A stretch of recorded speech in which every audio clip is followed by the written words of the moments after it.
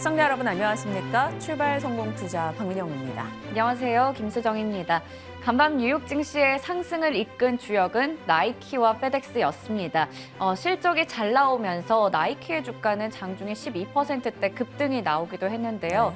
그동안 좀 낙폭이 과했던 탓인지 지금 또 이렇게 뉴욕 증시가 연이틀 상승세를 나타내면서 산타랠리를 좀 기대해봐도 되지 않을까 이런 생각도 드는데요. 일단 뭐 이게 연속을 뛰든 아니든 좀 올라준다라는 것에서 기분은 좋습니다. 물론 오르고 하루 만에 금방 또 내려간다라면 더 위축될 수 있는 일이겠지만 조금의 연속성을 조금 기대하면서 시장 이야기들 들여다보도록 할게요.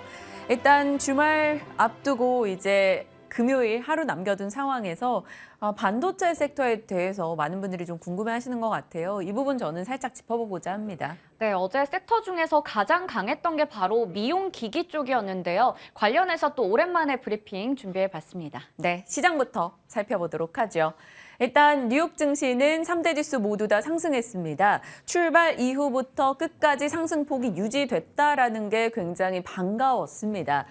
사실 출발 직전에는요, 나이키와 페덱스 어제 이 시간에 시간을 실적 내놓고 올라갑니다라고 전해드렸던 기업들이죠. 이들의 실적에 힘입어서 올랐습니다. 이 나이키 같은 경우는 지난 실적을 제가 한번 복기를 해보니까 그때 당시에 재고 자산이 44% 증가했습니다. 이런 내용이 있었거든요. 그리고 페덱스도 9월에 경기 침체를 자극했던 기업이었습니다. 그랬던 이들이 회복세를 보였다, 뭐 실적에 대한 호평을 받았다. 이것에 시장은 나름 의미를 뒀고요. 그러면서 경기 침체, 실적 둔화 우려를 살짝 줄여갔습니다. 그에 시장은 조금 저가 매수와 맞물려 올라가는 모습이 나타났죠. 그리고 하나 투자자들이 조금 눈여겨보는 지표가 이 소비자 신뢰지수입니다. 소비자 신뢰지수가 지난달 101대, 시장의 예상도 101대였습니다. 그런데 108.3이라는 수치로 생각보다 큰 폭으로 개선을 나타냈어요. 3개월 만에 반등을 보였습니다. 연말 소비 시즌, 크리스마스 앞둬서 그래라는 시각도 있고 경기 침체 우려를 조금 덜어내는 거 아니겠어? 라는 시각도 같이 나옵니다. 일단은 좋은 지표 개선을 좋게 받아들이는 흐름 오늘 나타났고요. 나이키 같은 경우는요. 일단 중국에서 소비가 늘어나면서 가이던스가 더 상향 조정될 수 있어라는 이야기가 나왔습니다. 한마디로 중국의 위드 코로나가 기업들의 가이던스 상향 요인이 될 수 있다는 해석이 등장하며 오늘장 좀 올라서는 모습이 나타났네요. 시가총액 1위권부터 40위권까지 미국 종목들이 다 올랐습니다. 전반의 분위기가 괜찮았다라고 볼 수 있겠고요. 꽤 많이 눌려 있었던 애플과 반도체 쪽의 상승이 반갑게 느껴집니다. 애플 2% 이상 올랐죠. 어제 국내에서 LG 이노텍에 대해서 좀 긍정적인 리포트들이 많이 나왔어요. 목표가는 조금 낮추나 여전히 비중 확대에 대해서 적극 권고한다라는 이야기들이었습니다. 오늘 애플의 상승과 힘입어서 좀 관련주들 강하게 올라갈 수 있을지 지켜봐야 될 것 같고요. 국제유가가 3% 가까이 뛰었습니다. 원유 재고가 줄었다라는 소식이에요. 에너지 쪽은 추가 탄력을 보여줬네요. 그리고 아마존, 메타 등의 빅테크 강세 움직임 나타냈고요. 시장에서는 BOJ 충격을 딛고 일본 증시가 어제 그래도 강하게 마감이 됐고 미국에서도 출발부터 꾸준히 상승 탄력을 유지해 줬으니 연말 랠리 기대감을 다시 가져도 되지 않을까 희망 회로를 돌리고 있습니다. 희망대로 조금 가줬으면 하는 마음이 있고요. 자, 종목별로 보시면 나이키 덕분에 전반적인 의류 소비 쪽의 주가가 강세였습니다. 나이키, 룰루레몬, 크록스, 언더아머 등 상승이었고요. OTT도 올라가는데 일단 OTT 쪽에서는 사실 이 업체는 중국에서 동영상 스트리밍을 하는 업체인데 주가가 22%. 그냥 생각해 보기로는 중국에서 우리 코로나 초창기처럼 지금 집에 있으면서 코로나를 피하던 아니면 격리가 됐던 동영상 스트리밍을 많이 보고 있는 것인가라는 생각을 살짝 해봅니다. 넷플릭스도 올랐고요. 애플도 상승인데 여기에 월트 디즈니만 동참을 하지 못했습니다.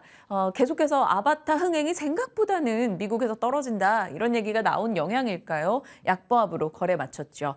반도체 쪽은 괜찮았습니다. 필라델피아 반도체 지수 2% 이상 올라가며 전반의 장비주까지 같이 끌고 갔고요. 태양광 쪽도 최근에 좀 급락폭이 있었는데 이 대형주인 인페이즈가 5% 가까운 급등을 보이며 전체 섹터를 조금 끌고 가는 모습이 눈에 띄었습니다. 자, 종목으로 본다면 마이크론의 실적이 장 마감 이후 나왔죠. 마이크론은 반도체 업체들 중에서 조금 빠르게 실적을 내놓습니다. 그래서 반도체 풍향계라고 별명이 있는데요. 지난 주 초에 제가 실적에 대한 마이크론의 선제적 경고가 있었습니다라고 전해드렸는데 가이던스를 실적 발표 바로 한 주 전에 대폭 하향 조정했습니다. 그래서 시장에서는 실적에 대한 기대 자체를 하지 않았고요.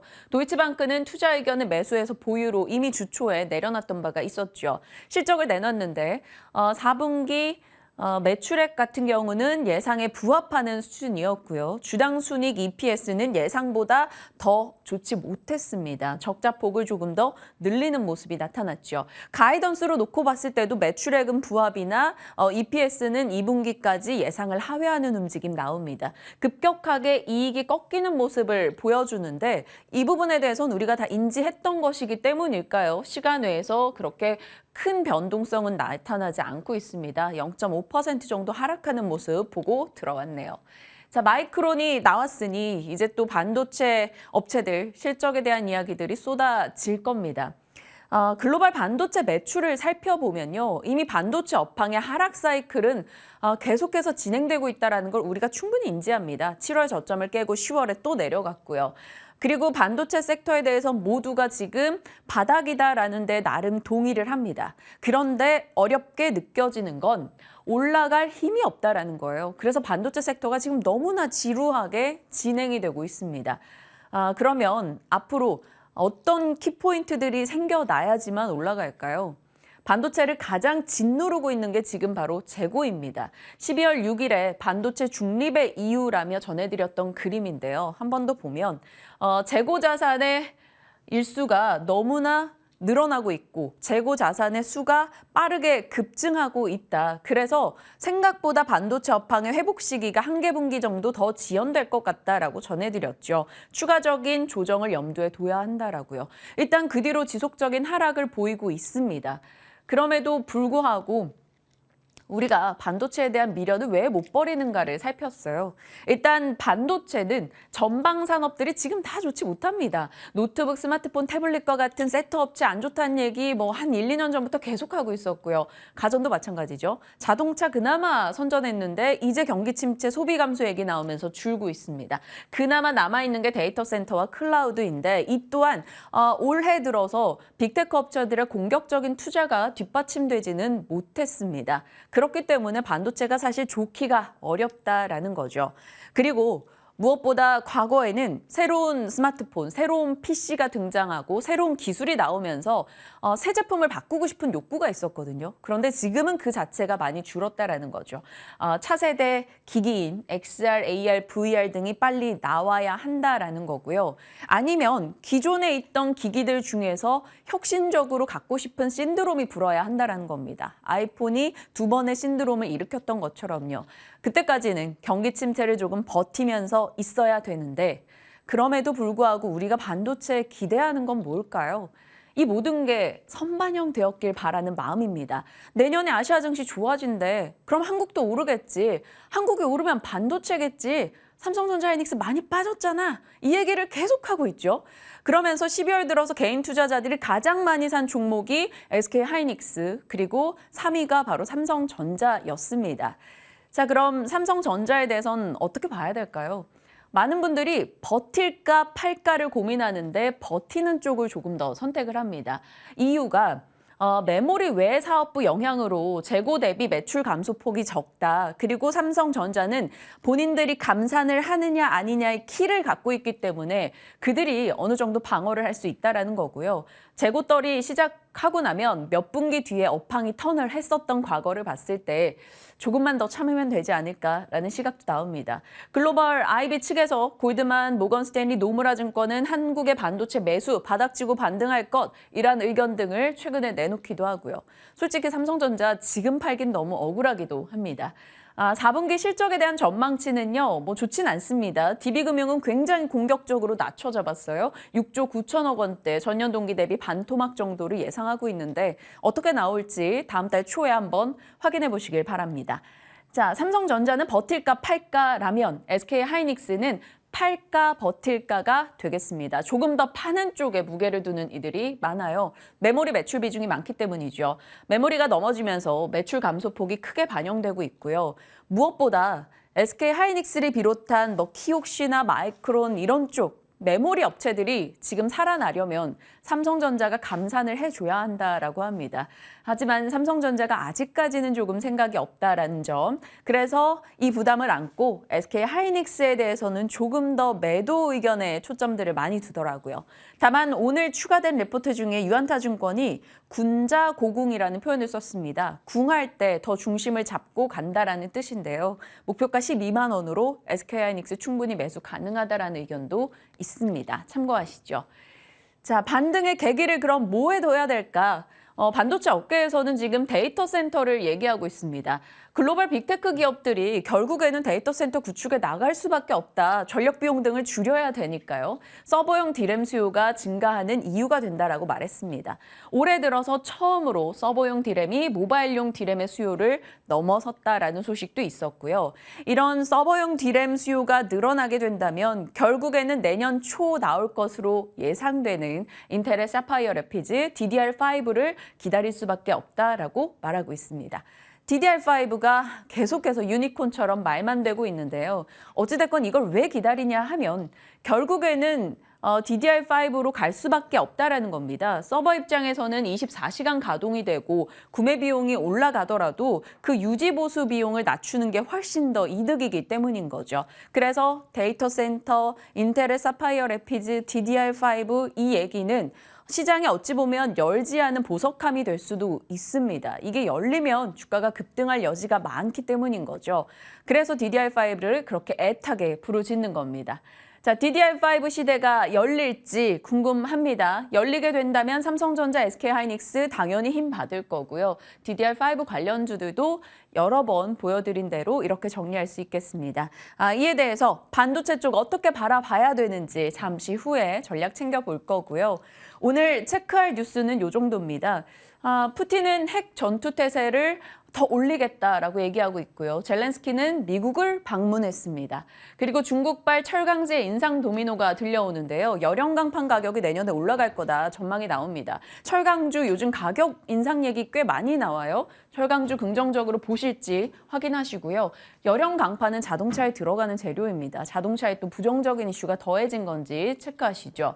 요즘 눈 오면 제설제가 그렇게 부족하다고 하네요. 톤당 7만 원에서 톤당 30만 원까지 뛰었다고 합니다. 이게 중국에 지금 공장이 돌아가지 않는 영향이라고 하는데요. 백강산업이나 태경 BK 등 테마성으로 움직일 수 있겠죠. 어제 시간 외에서는 알루미늄 관련주가 급등이었습니다. 알루미늄의 원재료인 보크사이트, 인도네시아에서 6월부터 수출을 하지 않는다라는 얘기가 들린 영향이니까요. 뭔가 대응하시고자 짧게 뭐 3%, 2% 생각하시는 분들만 이런 이슈 체크하시고요. 독일이 중국에 화이자 백신을 보냈다라고 해요. 처음으로 중국의 외자 백신을 제대로 허용하는 소식이기 때문에 mRNA 관련주들도 점검하시길 바랍니다. 자, 여러 이슈 담아봤고요. 어제 가장 강했던 쪽이 이 미용 의료기기더라고요. 맞습니다. 사람들이 계속해서 예뻐지는 데 더 관심을 많이 갖게 되는데요. 또 리오프닝이 되고 마스크 해제에 대한 기대감도 나타나면서 미리미리 준비하시는 분들도 계신 것 같습니다. 하이로닉부터 해서 휴메딕스, 이루다, 대웅제약, 메디톡스, 그리고 치아 관련해서 오스템 임플란트, 루트로닉, 클래시스 등등의 종목들이 어제 강한 흐름 나타내면서 섹터별로도 말씀해드렸듯이 미용기기 쪽이 상당히 강한 모습을 나타냈습니다. 다음 페이지 보시면 의료기기 쪽도 강한 흐름을 나타냈는데요. 이 부분은 조금 다른 이유긴 한데 중국 쪽에서 코로나 확산이 계속해서 심화되는 상황에서 산소호흡기가 또 부족해지는 등 의료 대란이 현실화되고 있다고 합니다. 대표적인 종목인데요. 메가이CS가 어제 상한가로 마감을 지었고요. 이외에도 관련해서 의료기기들 모두 다 강한 흐름 나타냈습니다. 11월에 수출만 보더라도 이 수출의 증가세가 뚜렷하게 확인이 됐었죠. 미용 의료기기가 얼마나 국내 쪽에서 지금 수출이 잘 되고 있는지를 볼 수 있는 지표였는데요. 지금 보시는 것처럼 11월에 미용 의료기기의 수출액은 6,512만 달러로 전년 대비해서 13.5% 증가했습니다. 겨울철이 특히나 성수기이기 때문에 3분기에 이어서 4분기에도 실적이 잘 나올 거라는 전망이 나오고 있는데요. 주요 미용 의료기기 업체들의 영업이익 전망만 보더라도 클래시스, 루트로닉, 제이시스 메디칼 모두 다 전년 대비해서 상승할 것으로 점쳐지고 있는 상황입니다. 네, 그리고 중국에서의 위드 코로나에 대한 기대감이 계속해서 커지고 있습니다. 중국 쪽에서 위드 코로나에 더 속도를 내면 낼수록 현지 시장에서 기반을 잘 마련하고 있는 국내 기업들의 수혜가 점쳐진다라는 얘기가 나오고 있는 건데요. 내년에 중국 쪽에서 본격적으로 리오프닝이 된다면 이 관련해서 제품의 매출이 잘 나올 거기 때문에 실적으로 이어질 수 있다라는 전망들 나오고 있습니다. 휴젤 같은 경우에는 중국에서 톡신과 필러의 정식 허가를 받고 나서 12월 들어서 주가가 22%나 급등하기도 했습니다. 이외에도 대웅제약이나 제이시스 메디칼도 역시나 상승세를 나타내기도 했고요. 이 중국에서 보툴리눔 톡신과 필러 시장의 규모는 약 2조에서 3조 원으로 추정이 된다고 합니다. 다음 페이지 한번 넘겨보겠습니다. 지금 이 미용 의료기기 쪽은 삼박자가 탁탁 맞아 들어간다라는 생각이 드는데요. 우선은 앞서 봤듯이 양호한 실적이 3분기에 나왔습니다. 이를 통해서 탄탄한 성장세를 입증했는데요. 경기 침체 때문에 미용 의료기기 쪽이 오히려 수요가 위축될 것이다라는 우려가 있었지만 이를 뚫어내는 모습을 보여줬고 4분기에도 역시나 실적이 잘 나올 것으로 보이고 있습니다. 그리고 해외 시장의 개척에도 적극적인 상황인데요. 국내외 시장에서 모두 지금 성장의 구조적인 단계에 진입했다라는 이야기 나오고 있고요. 클래시스 같은 경우에도 슈링크가 브라질에서만 누적 판매 대수가 1,000대를 넘어섰다고 합니다. 이제는 미국이나 중국 쪽으로까지 진출을 꾀하고 있는 상황이고요. 중장기적으로 모멘텀이 더 크게 작용하고 있습니다. 마지막으로 외국인들의 수급이 우호적이라는 건데요. 최근에 3개월 중에서 단 이틀을 제외하고 제이시스 메디칼을 외국인들이 순매수했고요. 루트로닉이나 클래시스 같은 경우에는 연속적이진 않았지만 역시나 외국인들의 순매수 수가 잘 들어오는 모습이 나타났습니다. 마지막으로 증권가에서 어떻게 생각하고 있는지까지 좀 체크해 보도록 할 텐데요. 피부 미용 의료기기는 중국의 리오프닝에서 최대 수혜를 누릴 수 있다라고 보고 있었습니다. 교보증권에서는 휴젤에 대해서 톡신과 필러 제품을 동시에 판매하는 국내 기업으로는 유일하다라고 얘기했고요. 앞서 봤듯이 중국 이외의 모멘텀까지 가지고 있다라는 부분에서 긍정적으로 제시를 했습니다. 그리고 바이오플러스는 12월 들어서 주가가 7%가량 빠지긴 했었지만 우선은 중국의 사업 확장을 위한 준비를 마쳤기 때문에 앞으로 중국 리오프닝 이후에 최대 수혜주가 될 수 있다라고 이야기를 했습니다. 마지막으로 키움증권에서는 섹터 전반과 관련해서 중국의 위드 코로나의 속도가 나오고 있는 만큼 국내 피부 미용 기업들의 중장기적인 수혜가 기대된다라고 얘기했는데요. 관련해서 피부 미용 의료기기 쪽에서 어떤 종목들 탑픽으로 꼽고 계신지도 이야기 나눠보도록 하겠습니다. 휴젤 같은 경우 어제 저희 개장전 성공 전략에서 김민진 차장님의 공약주이기도 했는데 하루 만에 5% 이상의 상승을 보였고요. 홀가분이라는 유튜브 채팅창에 분이 또 하이로닉으로 15% 수익 났다 이런 글도 올려주셨습니다. 일단 미용 의료기기가 최근 분위기가 좋은 만큼 또 그 시세를 이어갈 수 있을지 지켜보겠고요.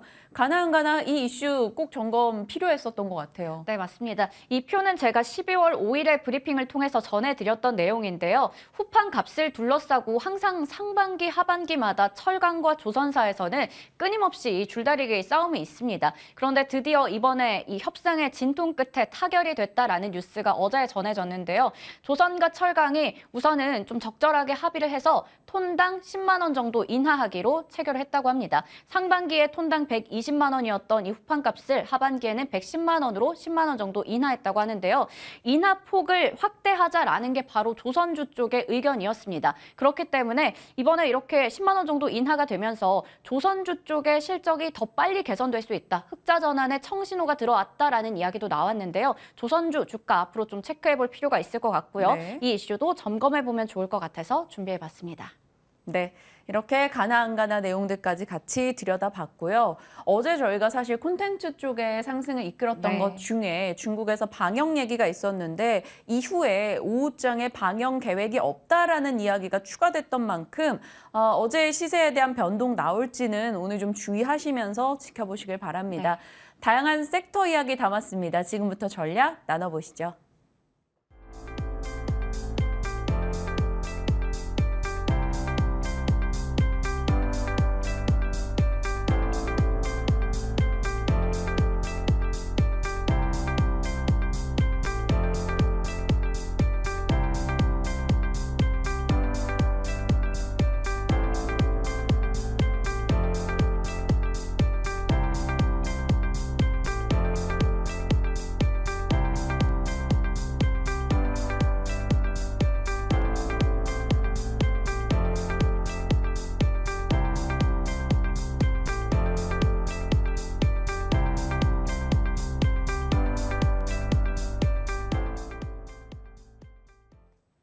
반등의 연속성에 대한 의문은 갖고 있으나 일단 뉴욕장이 반등해 준 것만으로도 기분은 좋습니다. 소비나 지표 그리고 실적도 개선됐고요. 어떻게 파악을 해봐야 될지 유창희 대표와 전략 챙깁니다. 어서 오세요, 대표님. 안녕하십니까. 11월부터 주구장창 현금을 모아가자라는 네. 전략을 주셨어요. 사실 그 전략을 옆에서 들을 때마다 조금 뼈 아프기도 했고 속상하기도 했는데 돌아보니 대표님의 전략이 맞았구나라는 생각이 드는 요즘입니다. 생각 아직도 바꿀 생각 없으세요? 오늘 이렇게 뉴욕장 좀 나아지고 있는데. 좀 나아진 거잖아요. 뭐 제가 좀 계속 거의 한 2달 가까이, 1달 반 정도 뭐 현금 얘기를 해서 썩 좋아하시지 않으실 것 같은데, 일단 어저께 미국 증시가 오른 거는 제일 큰 이슈는 미국이 한 4일 연속 하락을 했어요. 뭐 최근 지난주 그 CPI 이후의 고점 대비해서도 많이 하락을 했었고, 그러다 보니까 좀 저가 매수 유입이 좀 있었고, 또 분위기도 나쁘지 않았었던 게 소비 심리가 좀 안 좋다라는 분위기, 그러니까 경기 침체인데 소비 심리가 안 좋다 이런 거였는데 어저께 소비자 기대 심리가 나쁘지 않았습니다. 그리고 장 마감 후 그 나이키 실적이 좋았거든요. 네. 그래서 그런 부분들이 아직 소비가 살아있네라는 분위기, 이런 것들이 어저께 보면은 그 애플의 주가를 많이 이끌었고요. 그리고 아마존도 뭐 약간 아쉽긴 하지만 그래도 2% 가까운 상승을 보여줬어요. 그러니까 약간 소비 관련된 종목군들이 지수 상승을 좀 이끌었다. 만약에 정말 테슬라가 장중 고점 정도까지만 올랐어도 더 올랐을 텐데 참 결국에는 테슬라가 좀 하락 마감하는 바람에 조금 아쉽긴 합니다만. 리비안 루시드도 떨어지니까 전기차만 좀 동참을 네. 못했네요. 근데 전체적인 분위기는 일단 저가 매수세가 유입이 되었다라고 보고 있습니다. 하지만 뭐 이거 올랐다고 해서 이제 갑니다라고 말씀드릴 수는 전 없다고 생각하고 있어요. 저는 계속 말씀드리는 게 뭐 폭락이 나온다는 뜻이 아니라 시장이 어느 정도 올라온 만큼 올라왔던 상황에서 옆으로 행보세를 보여줄 것이고, 그러면은 모멘텀은 계속해서 부족해질 수밖에 없다. 그러면 주도주가 좀 부재할 수밖에 없는 것이고, 일정 수준 이상 올라온다라면 현금화, 그리고 또 일정 수준 이하 내려간다라면 좀 단기 트레이딩 관점에서 주식을 좀 매수할 수 있겠습니다만은, 여전히 큰 그림에서 본다라면 뭐 현금 비중을 최소 70% 이상은 좀 가지고 있는 게 조금은 심적으로, 주식을 다, 모든 자산을 다 주식을 갖고 있는 것보다 지금 현금을 좀 많이 들고 있는 게 조금 더 여유롭지 않을까 판단하고 있습니다. 한 불과 1, 2년 전만 해도 남들은 다 주식 투자해서 돈 벌고 나만 소외되는 그런 공포가 있었다면 지금은 모두가 어느 정도 손실일 거라는 생각이 있어서 그게 좀 더 슬프기도 한데 어찌됐건 말씀 주신 건 뭐 급락한다 하락한다라가 아니라 쏠 때 쏠 수 있도록 지금으로선 리스크 관리를 하자. 그쵸. 이렇게 정리가 될 것 같고요. 그렇다면 반도체 쪽에 대한 시각은 어떤지 좀 여쭤보고 싶어요. 뭐 지금 마이크론 실적 나왔고 안 좋을 거 알았으니까요. 네. 근데 삼성전자 하이닉스도 안 좋을 거 압니다. 그놈의 선반영 좀 언제쯤 반등이 될 거라고 보세요? 전 당분간 좀 어려울 것 같다 뭐 생각하고 있어요. 당분간이 어느 정도예요? 최소 내년 하반기까지. 하반기. 네. 야. 최악의 경우는 내년 1년 내내 안 좋을 수도 있다라고 보고 있고요. 왜 그러냐면 지금 경기 침체는 전 기정사실화 될 수밖에 없다 생각을 좀 하고 있어요. 마이크론이 실적이 상당히 안 좋았습니다. 어닝도 안 좋았고 가이던스도 안 좋았어요. 조금 주가가 지금 하락 전환된 걸로 제가 알고 있는데 시간 외에서 약간의 덜 하락하는 것은 감축하겠다는 것이거든요. 그런데 그 9월 달인가요? 마이크론 하이닉스가 투자를 줄이겠다 얘기했을 때 주가가 한번 크게 올랐었어요. 네. 아, 이제 재고가 줄어드나 보다라고. 근데 불과 한 2달 만에 마이크론이 또 투자 줄이겠다 얘기했어요. 그때 주가가 하락했습니다. 아직도 아닌가? 근데 이번에 또 감원한다는 거 아니겠습니까? 투자를 줄이겠다라는 거예요. 계속해서 투자를 줄이고 비용을 통제하겠다. 이게 벌써 그 하반기 3개월 만에 3번째 나오는 뉴스들이에요. 그러면 얼마나 안 좋으면 계속 이런 얘기가 나오는 것인가? 그럼 당장 지금 뭐 하이닉스, 삼성전자, 뭐 마이크론 마찬가지 재고 자산이 지금 엄청나게 급증하고 있어요. 이 재고 자산이 다 소진이 안 된다라면 뭐 업황은 좋아질 수가 없겠죠.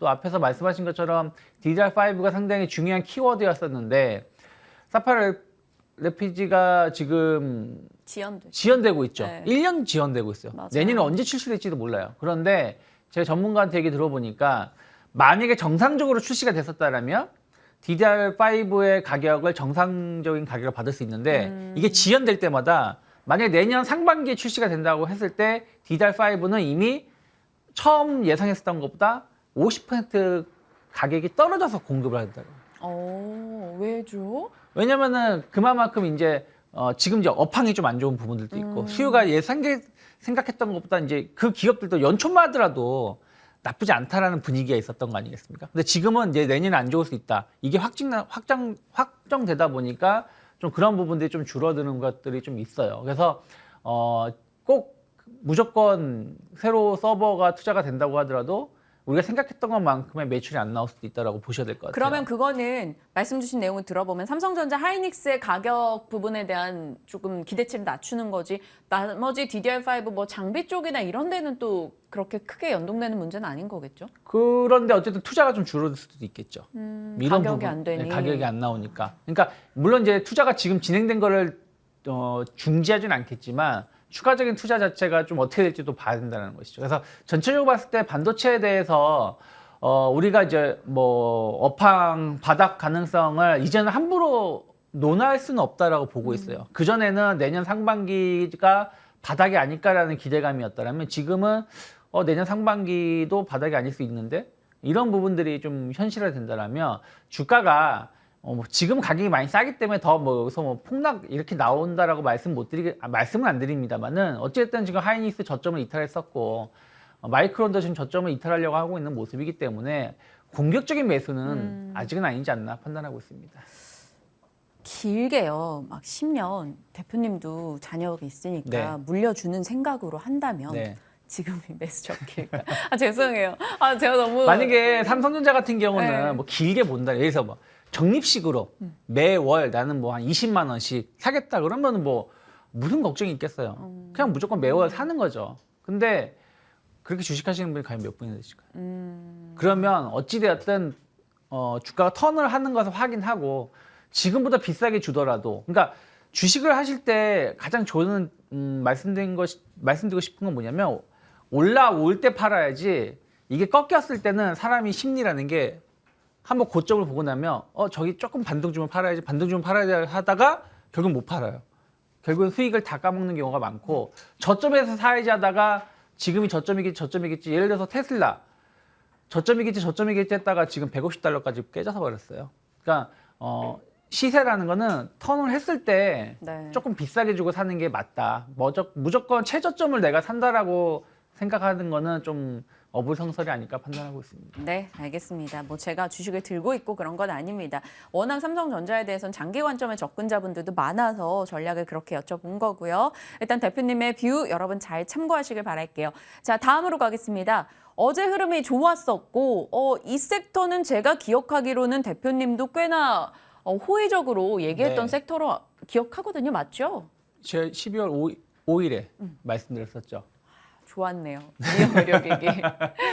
뭐 어쨌든 뭐 어저께 관련된 종목군들이 많이 올랐어요. 네. 뭐 이유는 제가 그때 말씀드린 거랑 똑같다고 보시면 될 것 같아요. 일단 중국 리오프닝에 대한 어떤 기대감들.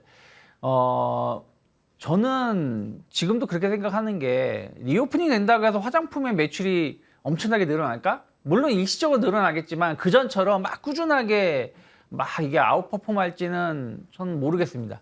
화장품에 대한 어떤 관심도가 예전보다 좀 못하다라고 생각을 하고 있고, 그런데 그렇다고 해서 미용 시장에 대한 관심이 없는 게 아니거든요. 미용 시장에 대해서는 상당히 커지고 있고 이것이 좀 다변화되고 있는 것이죠.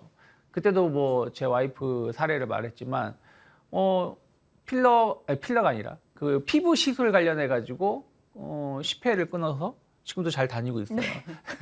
근데 그게 별거 없어요. 뭐 이렇게 뭐 하는 거냐 물어보니까 제 얼굴 만져주면서 이렇게 약간 오돌토돌한 거 있어. 이런 거 없애주는 거야. 뭐 물사막이라고 하나요? 뭐 혹은 뭐 점 같은 거? 네. 뭐 이런 거 없애주는 거 하더라고요. 그래서 몇 번이나 봤는데, 그러니까 기본이 10회고, 그리고 더 해야 된다. 꾸준히. 왜냐면 물사막이 계속 생기니까. 아무튼 무슨 얘기냐면, 근데 이거 한 번 받고 나면 저는 솔직히 말하면 뭐가 달라진지 모르겠지만, 아, 그래요? 네. 네. 와이프는 엄청 만족해 하고, 또 와이프 주변에서는 달라졌다라고. 혹시 그렇게 결제한 걸 싫어하시는 건 아니시죠? 아, 그건 아니에요. 제 카드로 결제해서 얼마인지 아는데. 아무튼. 근데 그만큼 이게 한번 진입장, 그러니까 와이프도 처음에는 이제 머뭇거렸겠죠. 맞아요. 금액이 크다 보니까. 근데 이게 한 번 하면 계속 하게 돼요. 그러니까요. 네. 그래서 이게 한번 진입하기 어려운 것이 진입하고 나면은 그냥 일상생활처럼 한다라고 하시더라고요. 근데 이게 꼭 예전에는 필러, 보톡스가 그랬거든요. 지금은 작은 미용 시술이 그런 거다 생각하고 있고, 또 임플란트 같은 경우도 계속해서 시장은 확대될 수밖에 없습니다.